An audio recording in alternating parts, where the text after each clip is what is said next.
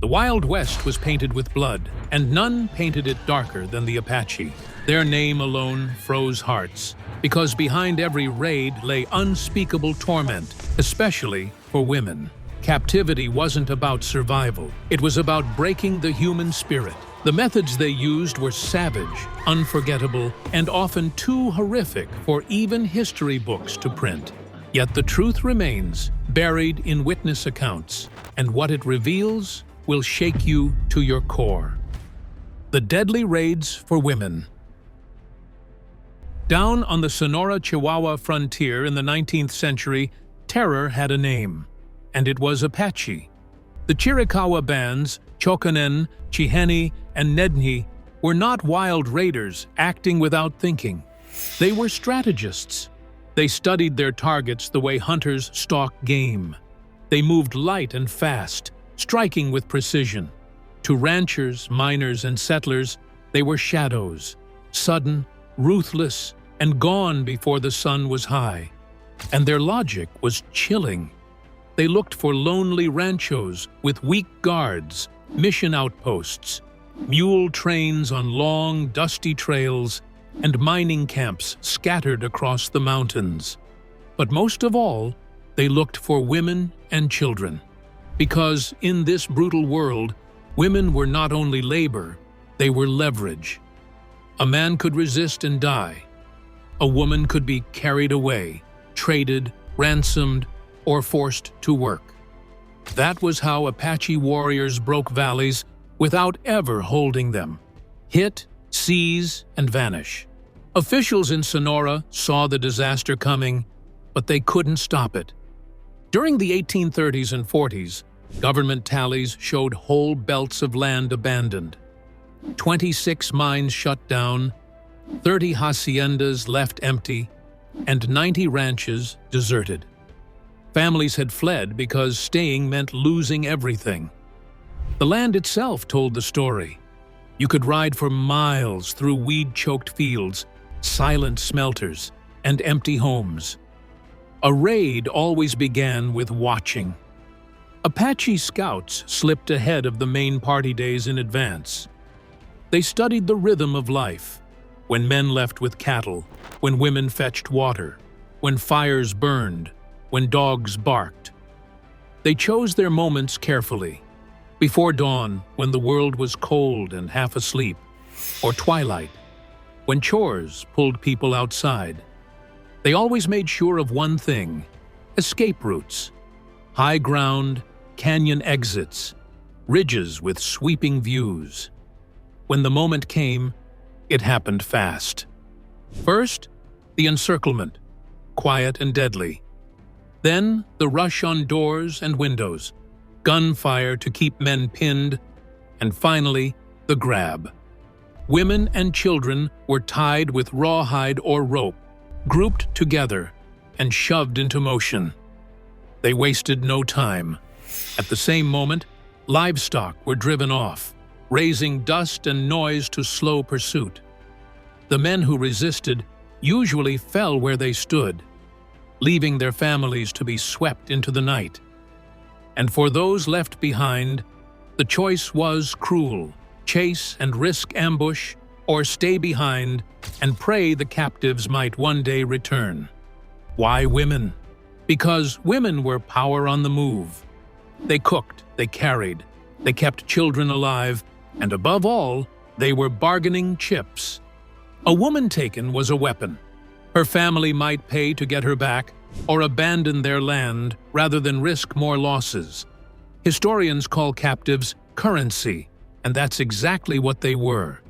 So what happened in the first 24 hours? The moment the captives were taken, the clock began. In the first hour, raiders broke away and forced the captives into motion. Talking was silenced with jerks and blows. If fighting still raged in the village, women were hustled out a back path, away from the shooting. By the third hour, the focus was on erasing the trail. Raiders led the line across hard rock, along ridges, and through dry arroyos where hoofprints disappeared. In thick brush, they passed single file and bent branches carefully back into place. Soldiers would later admit it was like chasing ghosts. Whole cavalry detachments could lose them in a single canyon turn. At the 6th hour, the raiders split up. One group might keep the cattle, another drove the captives, a third cut across country to a rendezvous. To Apache warriors, that was strategy. A single large group could be tracked. Small files vanished. By the 10th hour, the march grew brutal. Water was rationed. Captives carried loads.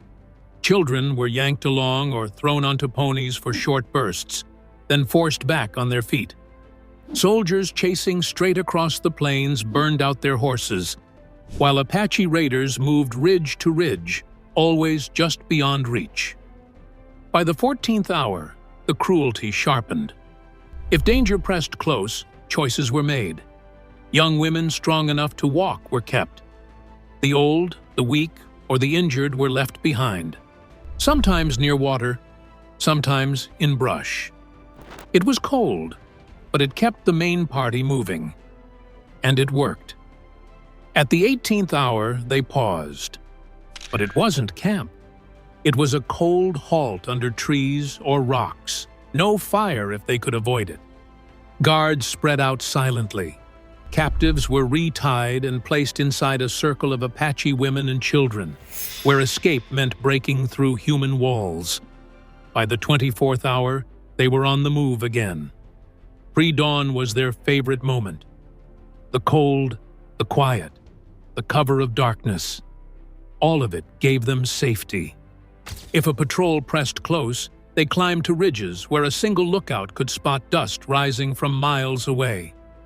General George Crook, who chased them into the Sierra Madre in 1883, described their strongholds, mountains thick with timber, watered with streams and threaded with high paths. Perfect places for ambush and retreat. When he returned, he reported whole stretches of country depopulated for a distance of 100 miles from the Apache stronghold. It was the effect of raids like these. They took the people first, bound, gagged, and bleeding from the scramble, and once the dust of the raid settled, the real nightmare began, keeping them alive, broken, and under control. The brutal work of captive women. They dragged the captives into camp before dawn, when the cold cuts like knives and the smoke of last night's fire still hangs in the air. There are no words, no greetings, no warmth. Scouts climb the ridges, posted like shadows against the stars, so nothing can approach without being seen. Down below, the women taken in the raid are shoved to the center of camp, the place where escape is impossible. Their hands are tied again if they'd been loosened for the march. Rawhide thongs biting deep until every twist feels like fire. John G. Burke, a soldier who lived among the Chiricahua, wrote that Apache camps were never careless. Every ridge was watched, every approach covered, every movement controlled.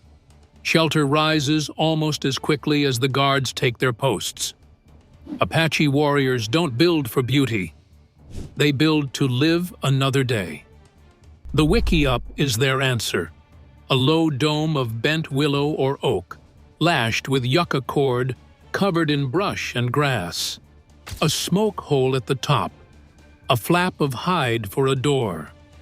That's it, not a house, but a husk, warm in the cold, shaded in the heat, and ready to abandon at a moment's notice. Morris Opler, who studied the Chiricahua in detail, described these domes as the perfect symbol of Apache life. Quick to raise, quick to leave. Inspection comes early. Captives are searched for needles, pins, or anything sharp enough to cut a thong. Jewelry is stripped. Clothing checked. By mid-morning, the machine of the camp is fully alive. Women carry the heaviest load. They grind maize until their palms split. They haul water until the thongs carve grooves into their shoulders. They scrape hides raw, smoke them, soften them, and sew them. Moccasins wear out fast, saddle thongs snap, packs tear. Someone must always be stitching with bone awls and sinew. If a captive woman can sew, cook, or treat wounds, her skills are pressed into service immediately. Even tools are controlled. Awls, knives, needles, these don't lie around. You're given what you need and you hand it back. Because tools can cut more than hides. They can cut bonds. Food follows the same logic. You eat when it is handed to you. A larger ration might reward steady work. A smaller one might punish. Orders don't need to be shouted when hunger itself commands. Surveillance is personal. Every captive is paired with an older woman who watches every step. These women have kept camps alive for years, and now they keep you in line. Even a bathroom break is shadowed. When the camp moves, the leash moves with you. Same watchers, same rules, same cage. Inside that cage, there is a ladder. At the bottom, you grind, haul, scrape, and sew without question. If you prove steady, if you don't falter, if you don't resist, you may be treated like a tolerated dependent. That doesn't mean freedom. It means you might be asked to mind a child, or slice meat, or stitch gear. Eve Ball recorded stories from Warm Springs and Chiricahua survivors, and Kaiwaikla remembered exactly how captives were judged, where you sat at meals, who slept beside you, and what chores you were given. That was your rank in camp. Age and strength shaped your burden. Younger women carried heavier loads, trudging farther for wood or water. Older women scraped hides, tended fires, watched children, but were spared the longest treks. The toll was carved into the body. Grinding stone split palms and thinned skin until it bled. Smoke inflamed eyes and lungs. Water thongs left purple scars across shoulders. Hide scrapers tore knuckles. Feet cracked and swelled. Rawhide bonds left welts that burned until nightfall. By afternoon, the tasks change, but never stop. Meat is sliced thin for drying. Rawhide ropes are spliced. Pack saddles are greased with brain fat. If rain threatens, shelters are patched. If not, thatch is stripped to lower the profile. Apache warriors thought like hunters even in camp, always erasing their presence, always blending with the land. Language slips in whether you want it to or not. Words you hear over and over sink into your head. Water, wood, fire, grind, come, stop, give. You pick up the names of tools and foods, and the commands shouted at you, because getting them wrong costs time and punishment. Historian Andres Resendez called this the other slavery of the Southwest. Women and children were taken because they could bend to new households. They learned the language quickly, became useful, and were absorbed into routines they never chose. Not every captive was broken. Some fought their way back.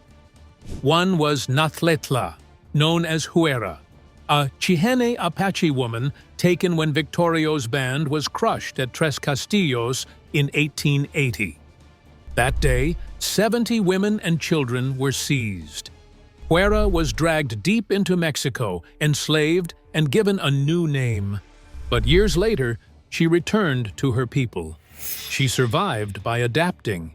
She learned the language, picked up new skills, and turned what captivity forced on her into the very tools that brought her back. Her son, Jason Betzinez, wrote down her story, proof that even in the harshest system, some refused to stay broken. As night falls, the pressure doesn't ease. Animals are watered and tied. The cooking ground is cleared. Tools are gathered and put away. If the camp is moving, loads are stacked for the pack animals. If not, Sleeping spaces are prepared, and the captive's wrists are tied again, sometimes in front, sometimes behind, depending on how worried the camp is about escape. The fire is always guarded. It is not just warmth, it is risk. A fire too bright is a signal across valleys. Too weak, and the night swallows you whole. So it is fed carefully, one stick at a time, by eyes that never stop watching the dark. The schedule doesn't forgive, and tomorrow will demand the same. Inside the camp, sweat kept the captives moving, but the next chapter bound them in a way no rawhide tie ever could. Forced marriages of captive women. They didn't just keep women working. The Apache warriors made sure there was no escape. After the raid and that first brutal day, the next step was quieter, but in many ways, even harsher. A captive woman could be claimed. On paper, that word sounds simple. In the camp, it meant a man, or sometimes a household led by his mother or sister, stood before everyone and said, "This one belongs to us now." It wasn't love. It wasn't choice. It was control. And the signs of that control were clear. Her clothes were swapped, her hair restyled, and most painfully of all, her name replaced. Names carried deep meaning in Apache life. Anthropologist Morris Opler explained how names changed after big life events, marriage, loss, or death. When someone died, their name was avoided or shifted, cutting ties with the past. For a captive, a new name was blunt truth. Who you were before is gone. You are ours now. That new name erased her family and faith and sewed her into the fabric of the camp. Once claimed, there was no ceremony in a church, no vows spoken. What she received was social cover. Around the fire, people handed out small gifts: meat, cloth, a rope, maybe a knife. These exchanges mattered. Apache marriages weren't sealed by priests, but by the community. People had to see the gifts and hear the words, so that no one could later say she didn't belong. After that, her household might shift her sleeping spot, dress her in a buckskin skirt and moccasins, or sit her with new kin at meals. Hair sent the same message. Apache women usually wore it long, parted, and kept straight with soap made from yucca root. Changing a captive's hair, cutting it, braiding it differently, or leaving it loose was a signal that everyone could read, even from a distance. If she had arrived in a dress stitched with Sonoran embroidery or wearing a Catholic medal, those pieces disappeared quickly. No one wanted a marker that could point pursuers straight to her. She had to look like the people around her. This system of claiming sat inside a bigger machine: Apache kinship. Marriage wasn't just between two people, it was between households. Grooms owed work and gifts, and families weighed in heavily. For women inside this web, 3 locks held the door shut: a new name, a new routine, and eventually, a child. The new name erased the old self. The routine, where she sat, who she worked beside, who gave orders, made the new life feel permanent. And once she bore a child, the bond was final. Not every claimed woman ended up the same. Some stayed as pressed helpers, close, but never truly accepted. Some became tolerated dependents, allowed to eat with the group, mind children, or take small responsibilities. And some, especially after having a child, became full household members. Inside the shelter, the control was total. Outside, warnings waited for soldiers and strangers. The brutal punishments of captive women. Inside an Apache warrior camp, control wasn't quiet or hidden. It was sharp, loud, and deliberate. If a captive woman tried to run, slowed the march, or disobeyed an order, the punishment came quick and in front of everyone. Rawhide was the weapon of choice. Wet, it bit into the skin. Dried, it hardened into a painful scar. A single lash across the back or legs wasn't only about one person, it was a public message. No hesitation, no mistakes, no second chances. Even fire became part of control. In the mountains and canyons, where echoes carried and cavalry patrols could appear at any moment, flames were handled with care. But that same fire could turn into punishment. 19th century accounts tell of captives branded with fire. A quick, brutal reminder burned straight into the skin. Hair sent its own messages. Apache warriors often took the scalp of enemies killed in battle, sometimes a soldier, sometimes a rival native fighter, sometimes a settler who resisted. And women were not spared. Female captives could also be scalped, their hair torn away as both a trophy and a warning, showing that gender offered no shield from the blade. That bloody strip of hair and skin became proof of victory, proof that the warriors had reached deep into enemy territory, proof of what would happen to anyone who ignored their warnings. In the borderlands of Sonora, Chihuahua, Arizona, and New Mexico, those scalps could be tied to a branch over a narrow trail, nailed to a post near a river crossing, or carried back into camp. Travelers who stumbled onto one of these displays froze in place, because the meaning was unmistakable. We were here, we won, and you could be next. This wasn't random cruelty, it was a deliberate form of communication, a language of fear written in flesh. But these displays weren't careless. Apache leaders weighed the risks. A scalp nailed to a trail post might scare a militia patrol into retreating. But if it risked bringing an entire column of cavalry down on hidden families, it wasn't worth it. And scalping wasn't just an Apache practice. Mexican militias did it. American settlers did it. Even governments on both sides of the border had, at times, paid bounties for scalps. That's why the sight of one scalp hanging on a branch could freeze a whole valley. Not every punishment involved blood. Sometimes the point was humiliation.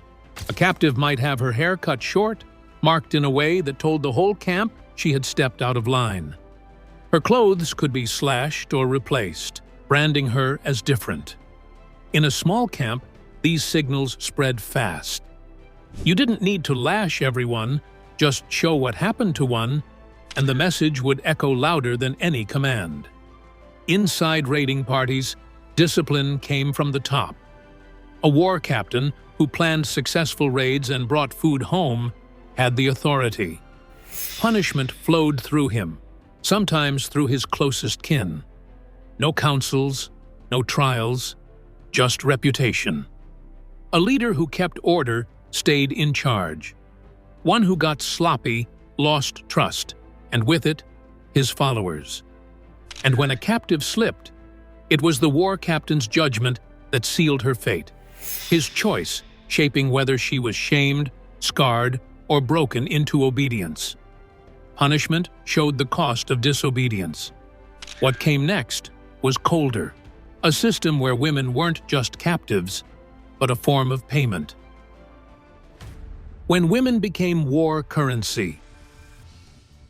In the borderlands of northern Sonora, Chihuahua, southern Arizona, and New Mexico, captured women weren't only prisoners, they were leverage. They could be traded for cattle, blankets, or silver, or used to pressure families and local leaders into paying ransoms. It was cold arithmetic, and it strangled the entire frontier. Historians call it a captive economy. Those deals weren't handled only by chiefs or soldiers. Power brokers and middlemen stepped in. A wealthy rancher, a presidio officer who knew the trails, or New Mexican traders with pack animals and gossip all had a role. That's exactly what happened in one case described by John C. Cremeny. A Mexican girl named Inez Gonzalez was taken near Santa Cruz, Sonora. Months later, New Mexican traders had her in their custody, hauling her north to sell her. United States officials stepped in and stopped it. The handovers usually happened at the edges, presidio towns, mission hamlets, and trail nodes where both sides could show up armed and still talk. One of the most important points was Llanos, in Chihuahua, a presidio town founded in the late 17th century. Its records are deep because it sat right on the crossroads where peace, trade, and war always collided. Families trying to buy back daughters or sisters went to men in these towns because they knew who to send, what to offer, and how to avoid turning a ransom attempt into a bloodbath. There was no single price for a captive woman's life. It could be cattle, horses, coin, or trade goods. By the 1830s, the governments of Sonora and Chihuahua warped the market even more by putting cash bounties on Apache scalps. Once a state pays for body parts, everyone in that landscape, Apache or not, becomes a price tag. Chihuahua's laws set the scale clearly: 100 pesos for an adult male, 50 for a woman, 25 for a child. Sonora matched the same numbers for men. This is where James Kirker comes in. He was an Irish-born frontiersman who rode the bounty system hard. He took contracts from Chihuahua to hunt Apaches, scalping for profit in the late 1830s and 40s. When the state paid for women's scalps at half price and children's at a quarter, the killing spread far beyond raiding parties. It hit families and camps, and the violence rebounded in the other direction. The bounty didn't stop raids, it fueled them. So how did anyone make it out alive? Sometimes it was military pressure. In the spring of 1883, General George Crook led a strike deep into the Sierra Madre with 193 Apache scouts and a cavalry detachment. His official telegram, filed on June 11th, reports that after hitting a Chiricahua stronghold, his command found 6 Mexican captives, 5 women, and 1 child. They told officers they'd been taken near the Mexican Central Railroad at a place called Carmen. Crook added another detail. When the raiders realized Apache scouts were in their mountains, they panicked and abandoned about 300 stolen cattle on the trail. Those operations continued. In 1885 and 1886, Crook's scouts, many of them Apaches themselves, kept searching the canyons. Military historian Robert Utley notes patrols that found 15 women and children and pulled them out of arroyos and rock shelters. The numbers seem small, but each one was a life dragged back from the captive economy. Each line in those reports hides a family waiting, a ransom not paid, or a girl like Inez Gonzalez walking back under a new name. Some women never came back at all. Terror made home feel unsafe. Time shifted loyalties. Months in a camp changed habits and language. Captives learned to carry water a certain way, to answer to a new name. Some, especially mothers, stayed because their children tied them to the new household. Historians have tracked real cases of women refusing recovery because leaving meant losing a child or returning to a valley emptied by war. It wasn't romance. It was survival in a world where every choice carried danger. Forget the generals, the battles, the maps. The real story of the Apache frontier is written in the women whose names were erased, whose children became their chains, and whose survival became the currency of war. Thanks for watching. Now, check out the videos popping up on screen for more unbelievable stories.